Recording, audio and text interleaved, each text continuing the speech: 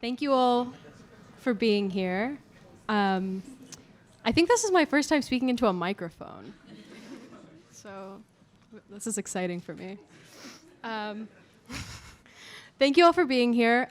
This is the second panel. It's titled Making the Micro Macro. And it's the second panel in our TNJ Fest, which is on working toward making the best in journalism. And this panel explores a simple question, which is how do we write stories with stakes? How can we write stories that resonate beyond the boundaries of a campus or a city, while remaining accountable to the communities that we're writing about? Now, you might be thinking, in terms of the title, Making the Micro Macro, you might be thinking, who are you calling micro? Who are you calling macro? And that's a really good question to ask. And we mostly chose the title because we thought it was catchy and alliterative. But micro and macro are actually two descriptions that require a lot of interrogation. And we hope to get at that during this panel. But today's panelists have all written exciting local stories with wide reaches. And we're incredibly lucky to have them here so that we can hear from them. So without further ado, JD, if you want to introduce our panelists. Yeah, one more ado while I test this mic. Good. Sweet. Okay. Now, without further ado, first we have Aliyya Swaby, who is an Atlanta-based reporter at ProPublica's South Unit, covering children, families, and social inequality. She previously worked for the Texas Tribune and the New Haven Independent. In 2020, she received first place in the National Awards for Education Reporting for her beat reporting investigating the pandemic's impact on Texas schools. We also have Ben Mueller, who's a reporter at the Health and Science Desk of the New York Times. In 2016, while covering law enforcement at the Metro Desk, he worked on a series examining the lives and deaths of every person murdered in the South Bronx precinct that year. He has also worked as a Times correspondent in London, where he covered Brexit and the emergence of the pandemic. We are also honored to welcome Jacque Feldman, a freelance writer, reporter, and translator whose work has appeared in outlets including The New Yorker and the Paris Review. Her writing spans from environmentalist movements in France to feminist ethics in artificial intelligence and everything in between. Jacque was the recipient of a Fulbright Fellowship, during which she reported on housing rights activism in Paris. Her forthcoming book, Precarious Lease, is an account of a squat in Paris's 19th arrondissement, which I probably didn't pronounce right. We also have Arya Sundaram, who is currently reporting on race at Gothamist and WNYC, New York's public radio station. Before this, she was the inaugural Investigations Desk Fellow at the New York Times, and she has also reported stories for the Pittsburgh Post-Gazette, the Texas Tribune, and the Texas Observer. We've got strong Texas Tribune representation here today.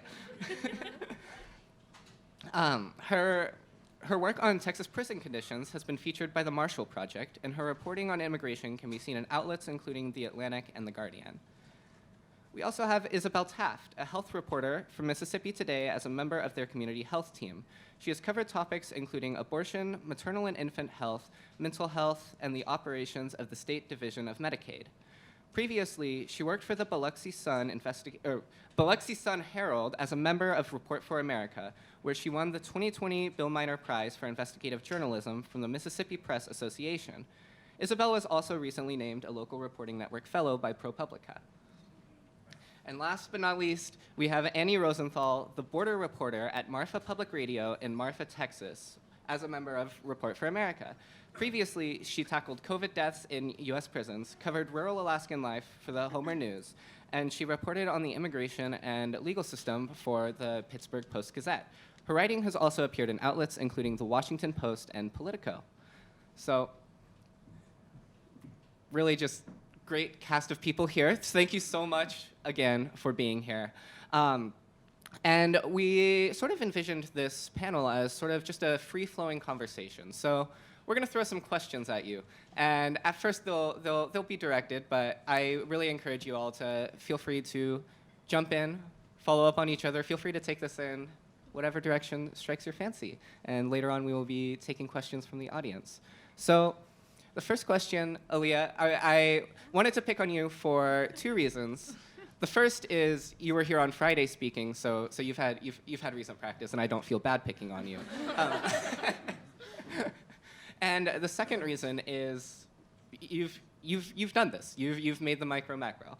And so this first question I want to ask is, what makes a story worth telling? And your experience in this is you've done some really serious journalism, both in your time at Yale. You reported on the sex offender registry by talking to sex offenders who were living in the Hotel Duncan, exploring, and with that piece you were able to really explore the complexities of sex offender laws in the U.S. And you continue to do that at the Texas Tribune when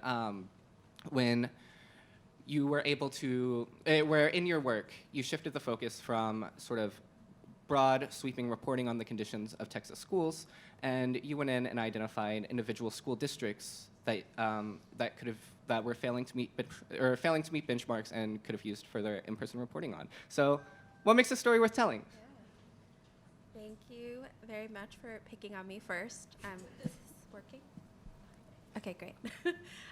So I think my experience to talk about my experience at the Texas Tribune, I have to talk about where I was before, which was here in New Haven. I started my first full-time job at the New Haven Independent, and I was reporting on one school system, just New Haven Public Schools.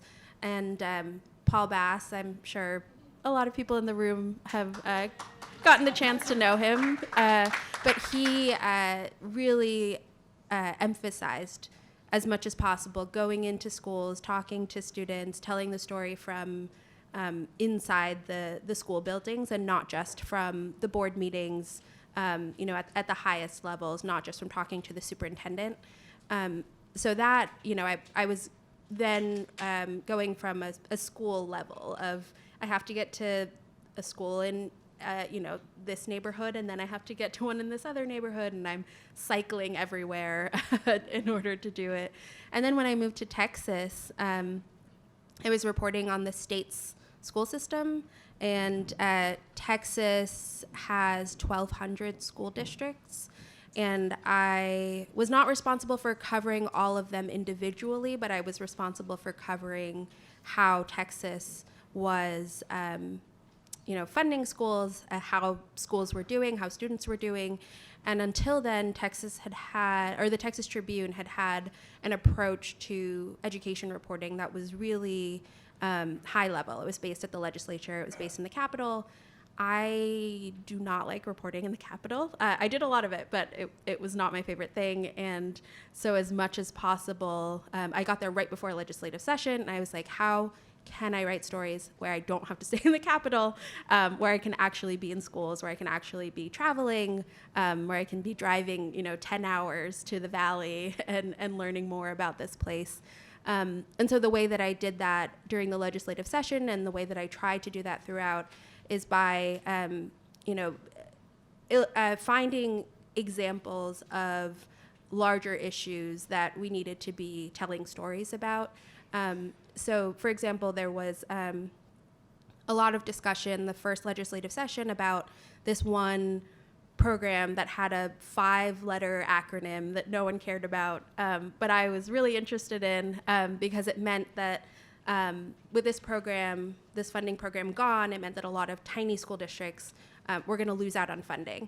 And I went to a hearing. I watched the school superintendent in Texas City, which is right by Galveston and Houston, if you guys know Texas geography.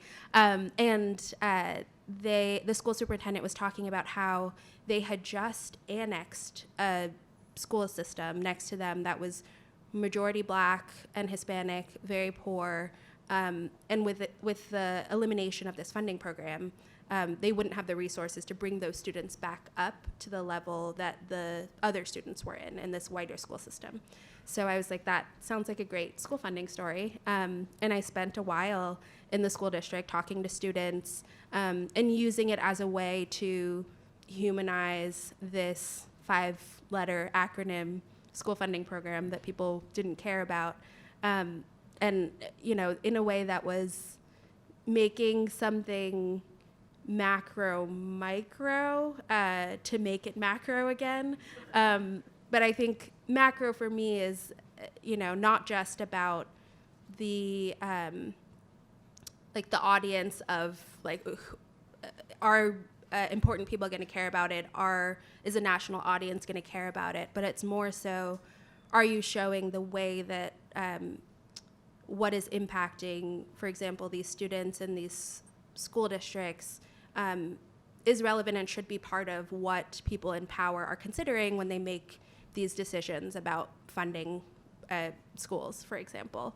So I think it can go back and forth, and micro and macro have different definitions, and I hope we can throw out some of the definitions and reinvent what it means in a way that's not disparaging to the people that we're reporting on.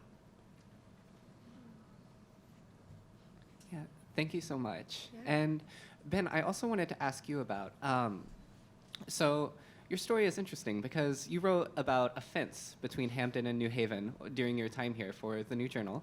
And then after you moved to the New York Times, you wrote about the fence again several months later when it was going to come down.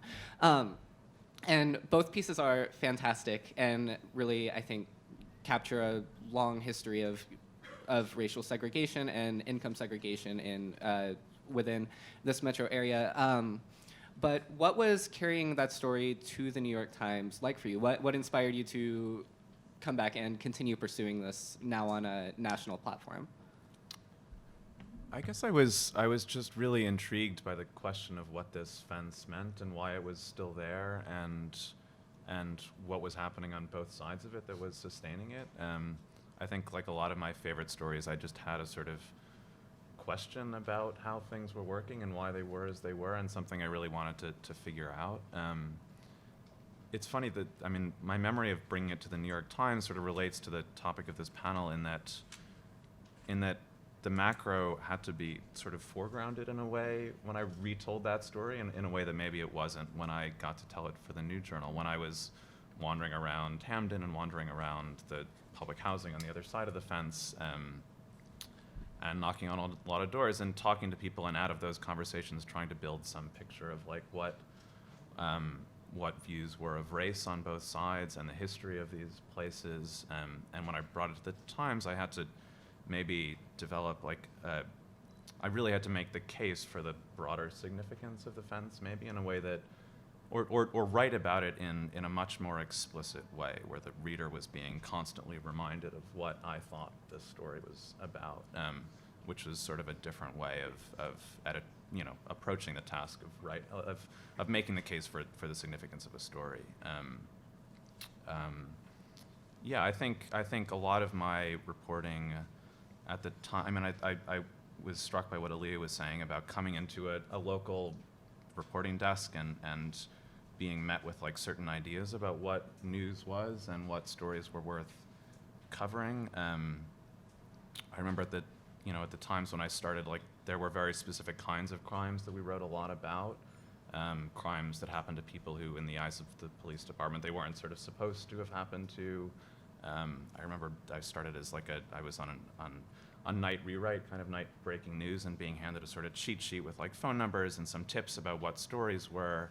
And there was this really morbid section that was about how many people had to die in a given part of the city for something to qualify as news, like one person in Manhattan, but 3 people in Queens or something like that. And I remember always feeling like I wanted to tell the stories of the things that were happening that were not unusual, that were happening in everybody's lives all the time, and how to and for the same reason that the fence drew me, because there was ambiguity there, and there were questions about how things came to be as they were, and you didn't start the reporting with some preconceived notion of what the sort of macro takeaway was, maybe. Absolutely. Thank you. And Jacque, I also wanted to throw the same question. What makes a story worth telling? I wanted to throw it at you. And the lens I wanted to maybe start off with is this really fabulous piece split into chapters about a witch trial in Avon, Connecticut, where you grew up, correct? Yeah. And yeah, what inspired you to take this story to because you were not reporting. You were reporting freelance at the time. What inspired you to go back to Avon and take this story and pursue it? Yeah, I think something like a personal vendetta. Like something really not noble, but just pure interest and really being interested in it. There was in 2014 an incident in the Connecticut suburb where I grew up, where some parents in town sued the school district and some Spanish teachers, claiming that their daughters, 3 girls, had been indoctrinated into a satanic cult. I mean, this was their language, and they used other terms, so it was really a latter-day witch hunt, and this was published in 2019 in Triple Canopy, a literary magazine, under the headline "The Devil in Connecticut." And I think I get really interested in the shape of a story. I think I get really excited. I think a story starts to really feel like a story when there are big and small versions of the same shape within the story. And I was thinking about how to make macro. I feel like on our email thread we were talking a little bit about audience, as we were talking about ideas of sort of interest or relevance. But for me, it's often a kind of like tunneling deeper into the story and looking for something like a conceptual framework, or even beyond that, a kind of form that's inherent in the story that can help to articulate what is going on. So in this case, what I ended up with in the essay, which is a pretty long piece, I think it's like 8,000 words or something, and it's divided into different chapters. And I had the idea that this, not at the start, but like by the end, after a long time of drafting and rewriting, that it kind of was itself a witch hunt, and each chapter was a kind of accusation, and at the end of each chapter it was, a finger was kind of being pointed. I mean, not always literally, but like that was the form of it, and then it would switch, and so it was a kind of witch hunt in that it took the form of alternating accusations. So I think that can be like really exciting, and of course traces directly back to Fred diagramming stories on the chalkboard in the Branford common room. Yeah. Great, thank you so much. And Ben, you sort of touched on this, but I think we're also interested in the story of how you highlight a national or global resonance in a story where you're talking about specific people in a specific place. And at the New Journal, when I think of our pitch meetings and the things we talk about when we're also looking at pitches, and it's always, okay, how do we take this story about a small university or a smaller city, and how do we take it beyond this and make it something that someone could read in Colorado and be interested in. And I think that's sort of a way we're programmed into thinking, but how do we do that? You sort of talk about at the New York Times, maybe there was it was necessary maybe for readership. Is that why we do it, or is it for the sake of the story itself and its inherent value? Is that something we need to be doing as journalists? I don't know if you have more to say about that. I guess I've always admired the way the New Journal has approached it, the sort of like unself-conscious way it wrote about what is a mid-sized city, but like always was attentive to issues that felt like they had some national resonance. Like, Aliyya's reporting from when we were working together, the stories and the issue that we're celebrating today, but it never felt like it never felt like it had to make the case for those stories. More like the report out of the reporting came the sort of national resonances that were really powerful. Whereas I remember going to the Metro desk and feeling a lot of anxiety about always having to like persuade an editor that something you were reporting on in this city was going to matter, why it mattered to a reader in California, and that necessitated like this sort of lineup of paragraphs with like big sweep, like what everything only was useful in as much as it illustrated something else, kind of. And I really like, as a reader, the alternative, which I think is sort of closer to what the new journal practice is, where those resonances come out of really deep, detailed reporting. Mm-hmm. Yeah, thank you. Oh, I also, Arya, I just wanted to throw that same question at you, because again, you just have like a body of amazing journalistic work, and your work on like the ice storm in oh, sorry. But your work on prison conditions, which took a local lens, took the setting of Ice Storm Uri. This work has been featured very prominently, and rightly so, and also as the inaugural investigations desk fellow at the New York Times. That was a position that you advocated for and have responsibility in helping to create. And so I just wanted to ask, like, with your experience of being an advocate, both for yourself and your stories, this same question of how do we create this national resonance from this local reporting? Well, first of all, can you all hear me? Okay, great.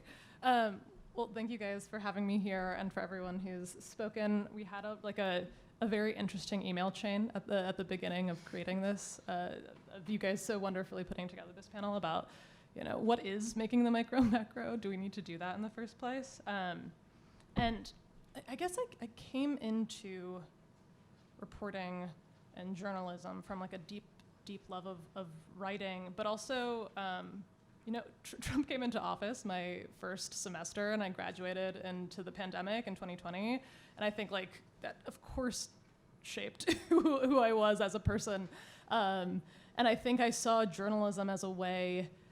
I saw it as our justice systems weren't furnishing justice in real time. Obviously, this had been happening for decades and decades, but it felt particularly palpable in that moment.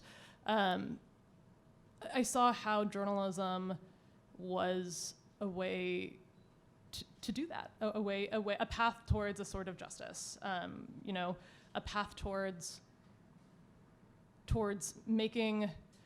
holding those in power to account and kind of showing how the mechanisms of power work in order to create some kind of change, which I think we tend to, many journalists tend to kind of shy away from seeing ourselves as like wanting to change the world in which we exist, but I think it undergirds so much of our work, inevitably. Like, why would we write on some level? I saw this, and I came into the work with like a desire to show the ways in which I had seen on the ground and in my reporting how things were going wrong. And actually, it's interesting. I think what we're talking about, and hearing you all speak, there's a tension in the micro and macro and how you report and the stories that you're actually like required to tell. So often reporting requires you to go deep into like the specifics of something, right? You have to look deep into like the heart of whatever topic, whatever issue you're covering, when there might not, quote unquote, be some kind of macro resonance, and then often trying to find that. And that's how I found this story too. Like you're often like searching through local newspapers, through court records. I came across a story that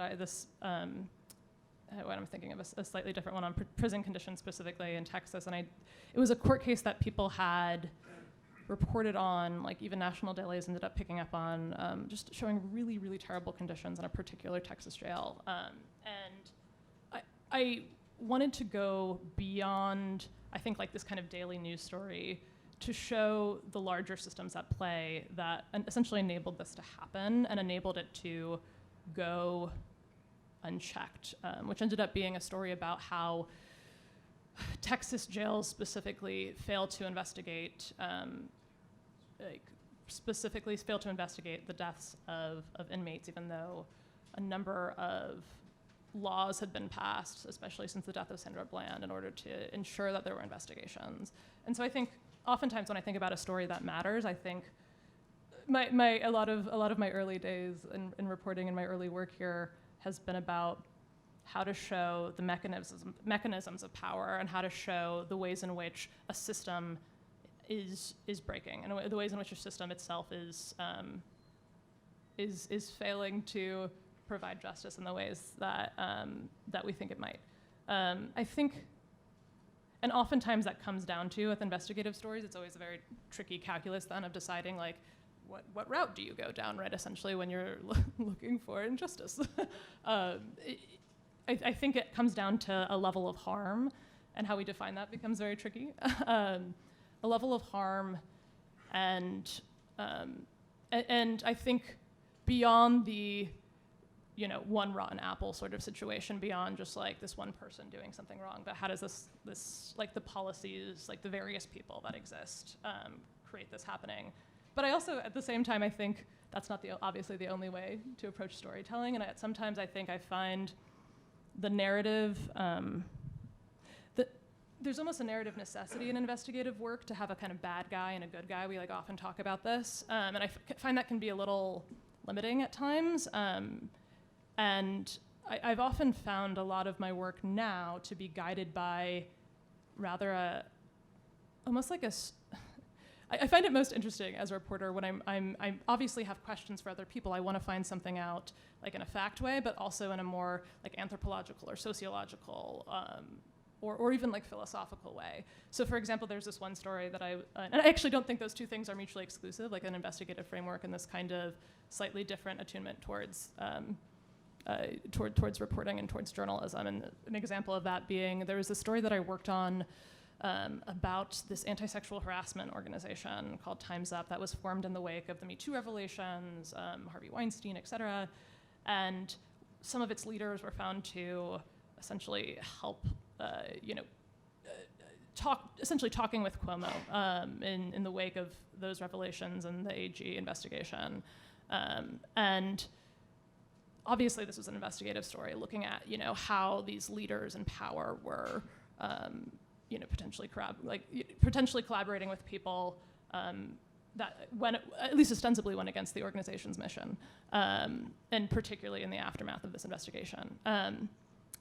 But it's also, there was also a real almost philosophical question undergirding this, because the organization was created as kind of like a grass tops organization, if you're familiar with that, in like advocacy worlds. It's the idea that, I guess, summing up how they were essentially trying to approach it, like, can we take some of the top people in industry, some of the top, heads of titans of Hollywood, titans of like corporate America, and can we change the system, from the inside in a way? But I think ultimately it was something that we kept on asking ourselves, and throughout this process was, how close is too close to power? That was like a real guiding question, because I think there were so many times when we ended up going down rabbit holes and ended up trying to understand like what the heck was happening. Like sometimes there's these blurry lines of like, is this bad? Like, is this something that necessarily is something that we should be holding these people quote unquote to account for? But I think using that kind of philosophical almost question undergirding everything was like a really helpful way to think about this story. And I often find it like to be the most interesting way to like approach stories generally. Also, like I did the story on worker productivity monitoring, which I helped out on. And I think the lines between good and bad there might seem easy to be, say, oh, like employer bad, like employee good. But it wasn't always that easy. It was often like, there were sometimes reasons why employers were doing this, however justified or not. And then I think also really compellingly, there were a number of employees who said they felt that this productivity monitoring software like allowed their work to be captured in a way, particularly like women, particularly people who felt that there were not other ways in which their work could be seen. And sometimes people taking it almost as like a bargain in this kind of work from home, remote office wars of like, oh, you can work from home, but you have to have this kind of productivity monitoring software. And I think a big question there was like, how close is this really freedom? Is this really freer to live in this particular way under this kind of productivity monitoring system? So that's how I try to balance them, and I'm still figuring that out, so. Yeah, thank you. And Isabelle, I'm also really interested in how you might respond to this question of national resonance and local stories as a reporter for Mississippi Today and for local news reporting on health, and particularly the pandemic, which of course have national and international resonance. Yeah, I don't know how much you think about that, or what you think of, how much the onus of that sort of universality or wider resonance falls on the reporter, or whether that's something that's even a part of your work. Can I? Oh, sorry. And just to add one thing to that, I'm really curious about what it's like to report in post-ops Mississippi on healthcare specifically. Yeah, it's same deal as what Dereen was saying, but yeah, it's how do you go about reporting that on a local level while it's also just so resonant throughout so much of the South and throughout so much of the U.S.? Yeah. These are both really fun questions. I think in general, I kind of try to avoid hammering national significance into the stories that I'm working on, because I think that one of the great gifts of being a local reporter is that you don't really have to be kind of telling your audience, why does this matter? The reason it matters is because it's an interesting person or a strange thing or an injustice happening in the place that they live. And I think it's really satisfying to just be able to present that on its own terms. I do think in Mississippi, frequently providing national context can be really helpful for readers. It's information that they might not know in terms of ways in which Mississippi is unusual. So for example, when I was at the Sun Herald on the coast, I went to a meeting that the Board of Supervisors was having about the fact that they were having to spend a lot of money to put patients in the emergency room who had been civilly committed. And the clerk who's handling this gives this presentation where he's trying to convince the Board of Supervisors that this is expensive, but we need to keep doing it because in all these other counties, they just throw people in jail.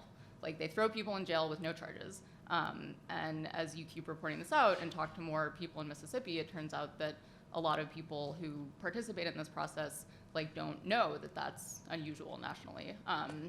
And there's kind of this way in which people get accustomed to things that have just been done there that way for a really long time. And so I think providing national context in terms of showing examples things can be done differently, things are done differently in places like Alabama, Louisiana, Tennessee, is a really useful service for local readers sometimes. And I think also as a local reporter, you have the sense that information is really useful to people, that people can read an article and then advocate for change with a school district policy, and you can see change happening really quickly. And that's really satisfying. In terms of post-Dobbs reporting, I think it's been really frustrating knowing that there are these really dramatic consequences in people's lives in Mississippi. And I was at the Pink House the last month that it was open, many days standing in the parking lot. And it was really surreal seeing cars come, as the clock ticked, and that clinic was actually one of the last ones open in the Southeast because of this weird quirk in the trigger law in Mississippi. People coming from farther and farther, but also in Mississippi, because it's so small and the community of reproductive justice advocates is so tiny, it's really, really difficult to get people to share any kind of information. And I completely understand that. I wouldn't either in their case, in their situation probably. But yeah, I think that feels just sort of a really challenging thing in the job, to know that it's very high stakes, and that to a certain extent, I think I haven't done a great job covering it because it's just really, really difficult. And I know that there's a lot of stories that aren't getting told. Doctors in Mississippi are also really reluctant to say very much on the record. So it's pretty frustrating. And I also think when you're reporting in Mississippi, another kind of challenge is knowing that there's certain preconceived national narratives about Mississippi, and so you're kind of always looking for stories that are more interesting than just everything is bad. but also a lot of things are bad, especially in healthcare in Mississippi. So I think the thing that I really like the most about being a local reporter is that you get to start with the micro. You get to start with just figuring out like what's going on every day in a given place, and then from there you can kind of figure out what is the big story, like how does this fit into the national context, and that to me feels like a really satisfying way of working. Yeah. And Annie, so very similar question for you, because working as the border reporter in Marfa, Texas, that's it's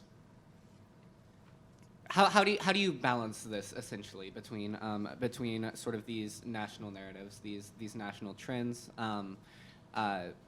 or these these stories that keep playing out sort of across the country, and how do you keep your stories located in Marfa? Do you worry about their wider resonance, or yeah? Also, sorry, I have your mic. I love to share a mic. Is it working? Yeah, I mean, I guess it's really interesting, especially to hear, Isabelle, your experience covering reproductive health care in Mississippi, because my title is officially border reporter, but a lot of my work in the last year has been on abortion in Texas. And I think that working at an NPR affiliate is an interesting experiment in this kind of like local to national or micro-macro question, because so I live in a town of 2,000 people, I report on a town of 3,000 people, covering a listening range the size of South Carolina, and then also, so I can operate in kind of relative obscurity often, like really just going like local council meetings to the people who attended them or who didn't attend them and want to know what happened, but then also can kind of get those stories beamed up to NPR nationally, not infrequently, which is an interesting experiment in trying to figure out why did I think this story mattered in the first place, and why is it going to matter to a broader audience?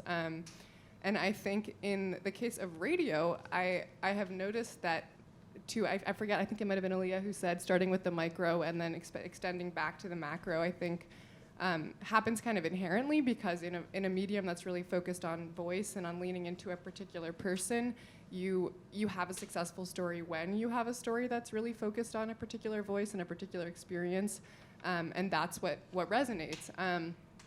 And so to this point about reproductive health stuff, so I started reporting on abortion in Texas about a year and a half ago, 2 years ago, when it became clear, when that pre-Roe, but when Texas put in a law that was saying you couldn't get an abortion after 6 weeks. And so had been doing a bunch of kind of oral history type interviews for a series about reproductive health care in West Texas, where I live.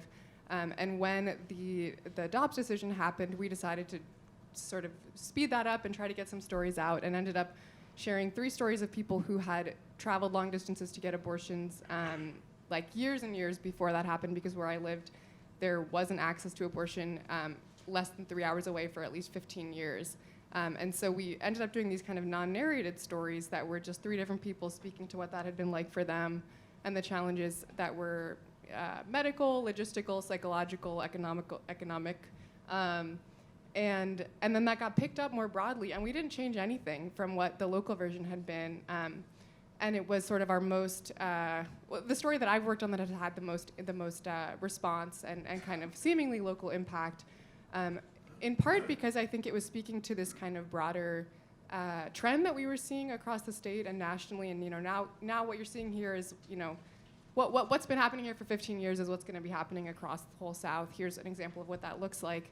But also because it was people in these tiny towns who were having these experiences in isolation, who were speaking to one another across, hundreds of miles of desert, and hadn't talked to anyone in their communities about them. So it's a little rambling, but just thinking about how you can kind of take something that is relevant to what's happening locally and decide that is enough, and that what someone's experience is important, and that telling a really compelling story can bring that to a more national resonance, or just thinking about trying to bring people up to speed on a conversation that's happening locally, so that you're not condescending to somebody locally, you're not trying to explain or get rid of the nuances of what you would do for a local audience, but make it relevant more broadly. And so I think that's been kind of my guiding framework is like, okay, this is a conversation that's already happening here. How can I better inform people elsewhere to make sure that they are up to date on that without kind of dumbing it down? Yeah, thank you so much. And so something else we're really interested, because so many of you have done this, is reporting on local communities that you aren't a part of, and what that entails. And so, Aliyya, if you don't mind, I'd love to start with you again, because I know you're someone who has spent a lot of time reporting on Southern communities, and I'm sure that that's something you've had to learn to navigate as someone who is not from the South. Yeah, definitely. So I'm from New York, and I've been I reported in Texas for almost 5 years, and then now reporting in the southern region, which is just a chunk of the South, for ProPublica. So doing, longer investigative stories where I'm not doing beat reporting. So I'm not building relationships in the same way that I was as a beat reporter. I'm sort of building them in a way where I don't have the opportunity to show people what I'm doing with it until it's ready to be published, which makes it harder in a sense. I do think that with my reporting in ProPublica, covering the Old South, I do have reporting from Texas, specifically East Texas, which is culturally more similar to the Old South, culturally and demographically, where I feel, more comfortable than if I had just come from New Haven to cover the South. But I do think it is a lot of, as we all should be doing, researching and reading and talking to people, and maybe it's talking to more people than you would need to if you were from the area or the region, and already knew some of the references and the people. But I also think that a lot of my colleagues at ProPublica on the South team know one state or even one region of a state really well, but they don't know other even parts of the same state.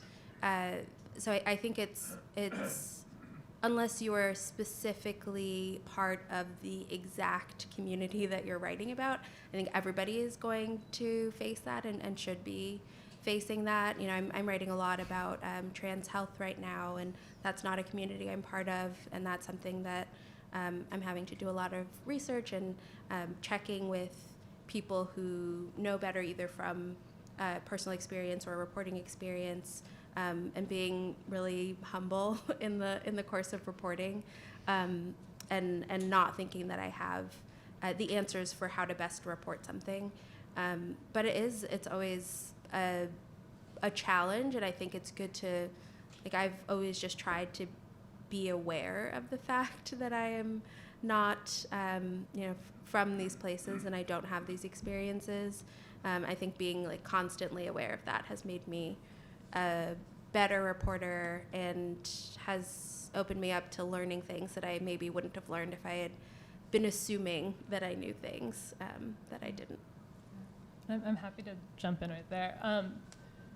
I think I totally echo the humility point, and I think, Jacque, is it? Or Jacqueline? Your point about audience here, I think, is really well taken, because I oftentimes what irks me the most in reading about, reporting about communities of color, especially in larger publications, is a tendency to write about these communities, but not for these communities necessarily, or any community that necessarily is diverges from some kind of norm or whatever. I think it's really important when writing about communities, especially that differ from yourself in any way, is thinking about not just writing about these communities, but for them. And I think that's a really complicated and nuanced question. And I think there's not an easy way of doing that. I'm not saying necessarily, I'm not advocating for advocacy journalism in necessarily, but I think a lot of what that entails is maybe diving into questions, like explanations of things, nuances that you might not for a perhaps broader audience. I often think too often as journalists, we tend to like not think about audience, quite frankly. Often that means that you're writing for someone not unlike yourself or not unlike some kind of default. And I find that to be particularly problematic, especially when you don't resemble the communities that you're covering. And so I think it's like especially important to think about who am I writing for? Maybe you're diving into you're diving into a specific detail and like the nuances of that detail that you might not when wanting to, just brush over it and kind of keep your word count low for your editor. I would love to jump in on this question of, what is, are we making a statement about what is normative or not by covering it, which I think kind of comes up like in features writing. It's like, oh, there's this kind of wacky group and they're a little different, so we're profiling them because that's something that I've thought about actually in a story like the story JD brought up is writing about a part of the dominant culture in a way that is exoticizing, provincializing. I was writing about the suburb where I come from in Connecticut, and the piece was very interested in examining different threads and structures of American history as they played out in the story. And it's kind of very white, upper middle class suburb, but I think part of the, at the heart of the way that I tried to cover this story was, thinking about whiteness as something that is constructed in history with specific purpose, for specific reasons, and looking at the bizarre, exotic rights of this community. So I think this question of who is different, and we're going to go out and get their story, and we'll bring it to light for all of the rest of us who aren't different, is something that we can think about. And then I'm also this question of who are we writing for the community. Who can use this information? I would be really interested in. I mean, Isabelle, as you were talking about covering reproductive rights in Mississippi, and I'm really curious. Maybe you can help get information to people who need abortions, or maybe in some cases you feel you're not the first kind of line of that. And I think it's really interesting who we're addressing ourselves to. I think we don't want to address ourselves only to policymakers. It's somehow a more like democratic dream of people who want to know what's going on in the world. But I've written a lot about activists, and I think in some cases I know that I've written a lot about activists in France, and so even more because I'm writing in English. I don't know that my story is going to be. There's going to be literature that the movement is producing itself and circulating that shares information that people need to know to further the activities of that movement. And so I'm not precisely addressing that, but I also wouldn't want to write something that I would be that would embarrass me in front of people who were a part of this community. So I think that question of audience is so important. Yeah, I think at Mississippi Today, right after Dobbs, I was doing a lot of reporting on things like medication abortion and sort of putting the national and international conversation on that in the Mississippi context, and talking to advocates and activists about kind of how they were thinking about those resources and ways that they were trying to plan to get people connected to them. But I think also Mississippi Today sees itself as a publication about politics and policy, and the audience still is very kind of upper crust, well-connected Mississippians for the most part. That's not entirely true. There are partnerships with local newspapers, so we would be published in those as well sometimes, but it did feel like a really different audience from the Sun-Herald on the Gulf Coast in Mississippi, where everything is sort of explicitly for the people who live in that place. And at Mississippi Today, there was a conversation about I think, frankly, the editors were uncomfortable with seeming to be endorsing abortion by kind of explicitly providing resources, like informational resources. So instead, we would do articles where those resources were discussed, which I think is kind of a arbitrary line in some ways, but a line that Mississippi Today felt was important. Jackie's comments about like how you write about dominant cultures made me think about how important it is to sort of bring an outsider's perspective to even communities that you feel more close to. I remember like the closest I've ever gotten to writing about what I would think of as my own community was a story I was assigned about the Long Island Railroad as an intern at the Times, and like a looming strike there, which was my home railroad. And I was struck all of a sudden, like in interviewing people riding the train about like, I don't know, it was the only railroad I knew, and I didn't think anything was that unusual about it for all those years. But once I came at the story from the perspective of a reporter, suddenly like was able to describe all the ways in which it was kind of decrepit and like the timetables were really bad. And that was like not something I would have written if I was thinking about that railroad outside of my job. And it's something I think about lately in my current job as like a health and science reporter. A lot of scientists, I find myself getting like lulled into this false idea that they're part of the same world I am, and like we're all just trying to figure stuff out, and like the common currency of these industries is publishing articles. But I think like the story comes alive when you treat it as more of its own subculture with like its own codes and hierarchies and strange mannerisms, and like figure out who thinks what about who, and that's how I try to like approach those sorts of situations where you could otherwise sort of pass along this false sense that the culture is the dominant, and sort of like accept certain normative ideas about a place. But I think like our privilege as journalists is to be able to go at that from sort of an outsider's perspective and find the telling detail that someone within that world wouldn't have known themselves. Can I ask, I have a question for people on the panel.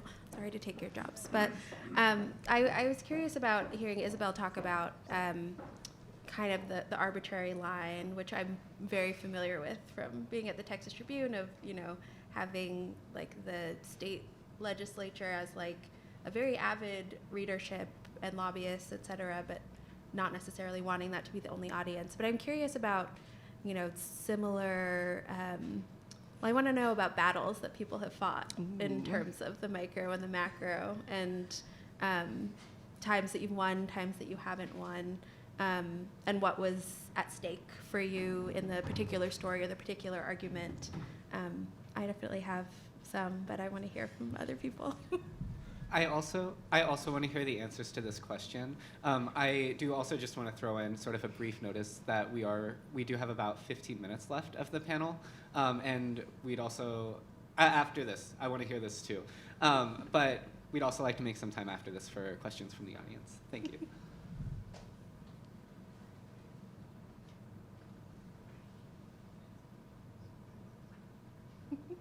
It's a really good question, but a hard question. Yeah.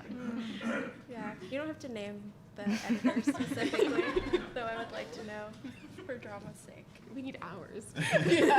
Each battle. Yeah. Well, I can share one. So I did a story last year about, it ended up being about voter suppression and literacy, and the ways in which the current process of voting is effectively a literacy test, or modern literacy test. And the story that we ended up focusing on was one in this small South Georgia county where there was an activist who was trying to help people vote, and she had been criminally charged twice in the process of doing so over the course of several years. And it had been written about before, but never in the context of literacy and literacy tests. And my co-reporter and I wanted to have the focus on this person drive the story. So narratively, it was interesting. This woman is just amazing, and she really was interested in being profiled in a way. And I think throughout the process, there were questions from editors about, understandably so, about whether it had been already done enough, whether it was, too micro, whether we needed to get, how many other examples we needed to show that it was a story that could be, the main story in this project.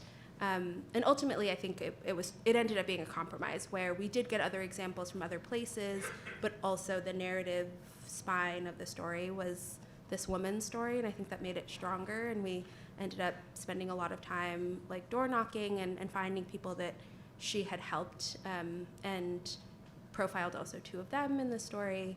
But I think if we had kind of gone with the first instinct of like, oh no, this has been done already, or this is too micro, then we wouldn't have had what I think ended up being a compelling story.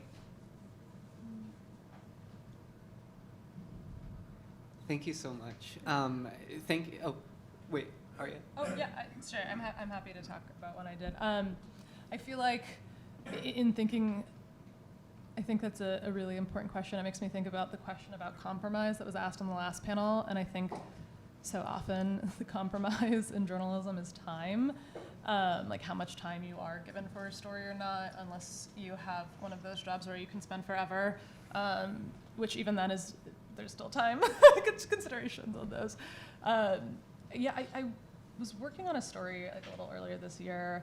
My editor was kind of tasked with leading the Black History Month kind of set of stories that we were going to put out this year, and was asking my desk for ideas. And I had a bunch of things that I'd been floating in the back of my head. I just started my job not that long ago, was thinking a lot about like data and demographics, and I just noticed this interesting fact that there were like, at least looking at the data, there were a number of non-Hispanic Black folks that were leaving New York City.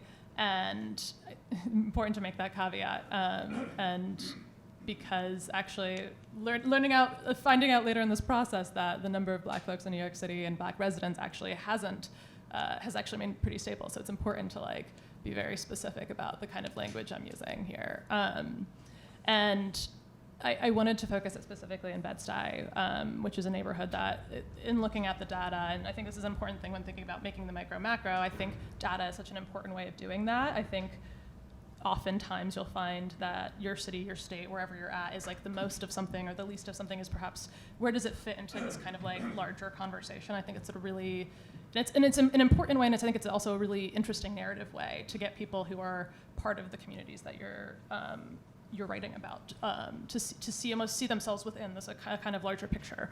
And so I wanted to focus on Bed-Stuy because this is where the like largest number of non-Hispanic Black folks were leaving.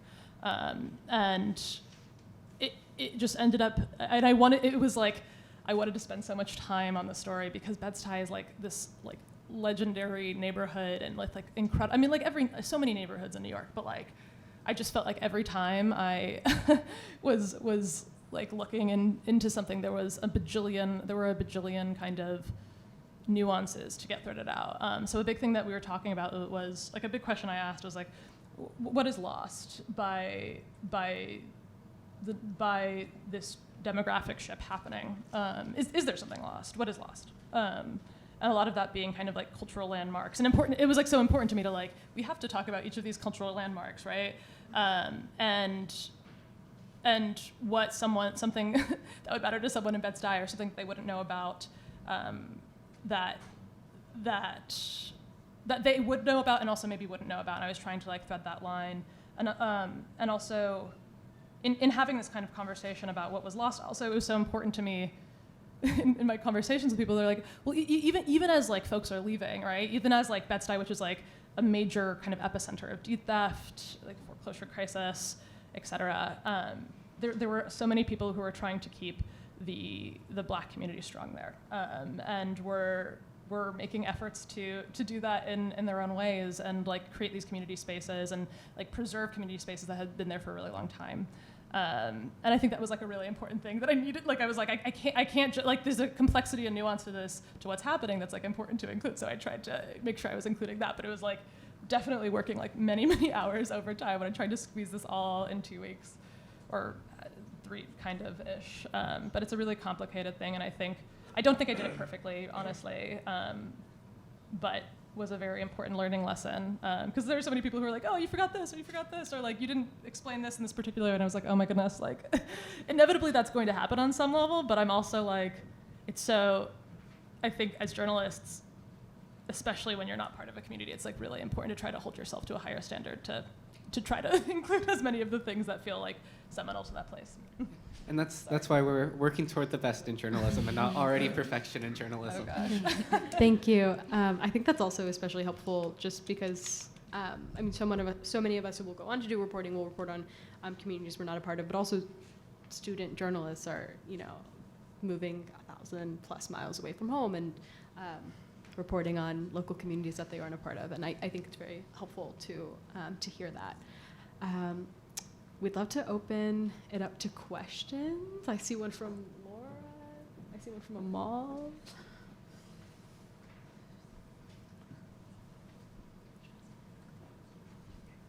Hi, my name's Amal. I'm a senior editor at the New Journal.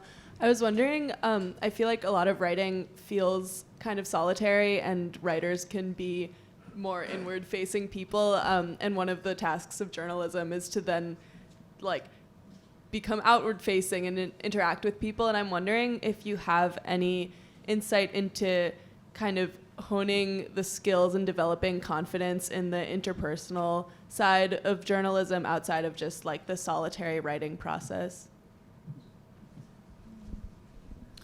I think people in general just really, for the most part, like talking to people who want to listen to them talk. So I think just approaching people with a lot of like straightforwardness and interest is pretty much all you need. And I think there's also like to the question about writing about communities that you're not a part of. I think it can also be really fun to do that because a lot of times people are excited to share things with you that they know that you're not going to know because you're not from that place, or you're not from that background. And when I moved to Mississippi, I was worried about that because I'm from Atlanta, so I consider myself a Southerner, but very different. Atlanta's a very different place from Mississippi. But what I found was that a lot of people were really excited to learn that because like there's this idea in Mississippi that everything is controlled by the good old boy network. And so when people learned that I was from Atlanta, they were like, oh great, like you're not from here, you're not part of that, like you like we can explain this to you the way it really is. So I think, yeah, there's like I think it's not that complicated. Generally, people will, respond well if you're like polite and friendly. And also, I think maybe sometimes we don't get as excited as we could be about the opportunities to report on communities that we're not part of. I think also to that, like knowing who you are and where how your own identity, how you present yourself. Reflects in a space, right? Like when I'm talking to like older white male legislators at the Texas, at the Texas legislature, it's a very different conversation than when I'm talking with people who like just on the street. And knowing my own positionality in that, and knowing that like there's always a way in, and actually like Aliyya was very instructive to me in having this kind of, because she was my mentor actually at the Texas Tribune when I was over there. And she was like, I actually don't mind do you mind sharing what you're saying, or do you remember what it was that you mentioned, like about talking to the nerds and finding your own way in? I love that. Covering the Capitol, I did not talk to, like there were a lot of, super conservative, like white men who ran Texas, and I talked to them, but I didn't necessarily expect them to be my best sources. And so the sources who were my best sources were the ones who were also nerdy about school finance and also well-connected, which often were, included like very conservative white male lobbyists who loved school finance. And so we could talk about that a lot. And I got great tips that way by just knowing who I was going to connect with and who would respond well to me and give me information. I feel like there's always so many ways in, even in like the nerdy ways of like filing public records requests or going through the data too. I had one quick thing to add, which is I think don't be embarrassed about not knowing stuff or like looking like you are confused, because I think it's obviously helpful to do your research, but also part of the point of what you're doing is you're always going to be in the position where you're sort of the person who knows sometimes, or not always, I'm qualifying this, that you are going to be learning every time you're talking to somebody. So they like to explain things, and it's okay to look a little bit dumb because your job is to help everybody else not feel dumb when you get the answer to the question. I believe we have time for about one more question and one or two more answers. Okay, I will make this quick, but thank you all so much for sharing about your experiences. I actually wanted to ask the inverse of Dereen's question, because I think as local reporters, you have some stake, or you develop a stake in the place where you live. And I'm curious how you navigate being an independent observer with being, to some degree, a participant in the place that you're covering.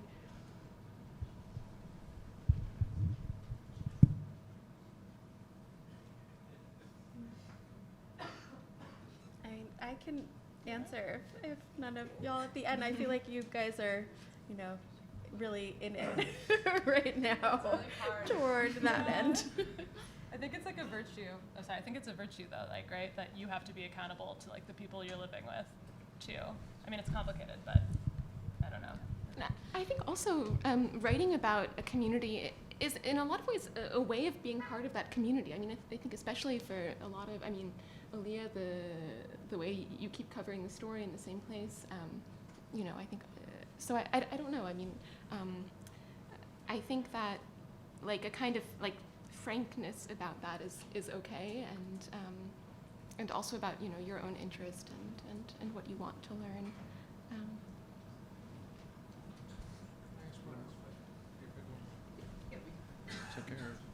Oh, you're So for those, there you go. So for those of you who are in Texas or Mississippi or places where it's not just Dobbs. I mean, in Texas, SB 8 was in place long before Dobbs. Even if you're not covering it directly, I'm just curious for those of you who are on the ground, what are you seeing in terms of the impact of SB 8, of Dobbs, of some of these provisions, even where the doctor is put in a position where if they make the wrong decision, they could be criminally prosecuted or civilly liable. Do we have enough experience to see what's really the impact of that? I think one of the things that I was really struck by so far in Mississippi, and I am going to be really curious to see what happens the next couple of years, right after Dobbs, there was a lot of talk among the authors of anti-abortion legislation about passing new laws specifically targeting medication abortion, and various other things got floated, including like birth control, stuff like that. But then when the session started in January, there were almost no bills even introduced that had anything to do with abortion. One of the only ones that did get introduced had to do with protecting IVF and surrogacy. So I was really surprised by that, and I haven't been reporting on abortion this year, so I don't really know what to make of that currently. But I think in Mississippi, a lot of the conversation has moved on from what does it mean to not have access to abortion, in part because it was quite limited in Mississippi previously, to how is the state going to handle an increased number of births, given the really weak social safety net, hospital closures kind of like brewing, Medicaid hasn't been expanded. If you are low income and don't have kids, it's impossible to get on Medicaid. If you are, you do have kids, it's hard to get coverage unless you have a very, very small income. So I think a lot of the conversation in Mississippi has been about those like downstream effects for maternal and infant health, and I think we don't have enough data right now to say what the effects have been, but it'll be very interesting to see those in the next couple of years. I'm curious about SB 8 in Texas too. Also, like a loose sort of 1 to 2 minute warning, sort of a. In Texas, so where I am, like I was saying before, there was already basically no access to abortion. But I think Isabelle speaking to those kind of downstream effects, seeing an increasing lack of doctors who are trained in how to do abortion or who don't want to face the legal consequences of having to deal with an ectopic pregnancy or a miscarriage and how to respond to that is leading to we already had especially a rural healthcare shortage, but doctors leaving, having less access for all kinds of care, not just reproductive stuff. Thank you, guys. Thank you.